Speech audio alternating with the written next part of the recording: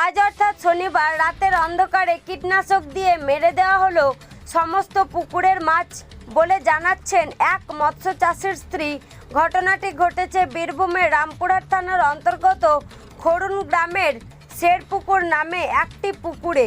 মৎস্য চাষির স্ত্রী কাছে জানা যায় আনুমানিক 4 কুইন্টাল মাছ ছিল পুকুরটায়।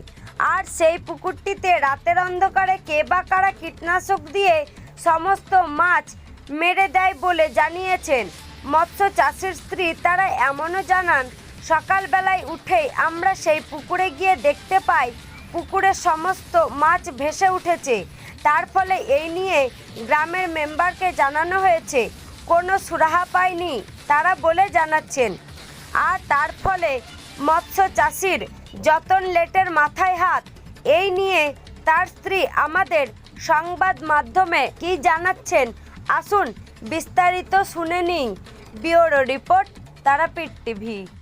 ওই মানে পুকুরে আমার দুষ্কৃতী যে যাই হোক পুকুরে বিষ দিয়ে আমার মাছ কটা মেরে দিয়েছে। আমরা ধরতেও পারিনি, মানে আমরা সকাল উঠে দেখছি যে পুকুরে সব মরা মাছ ভাসছে।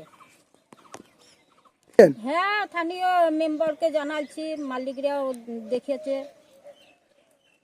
মেম্বার বলছে ও সামান্য জিনিস, আগুন লাগলে যেমন হয় সেরকম ব্যাপার। তা আমার তো 4 কুইন্টাল মাছ লোকসান করে দিল, আমরা ধরতে পারিনি।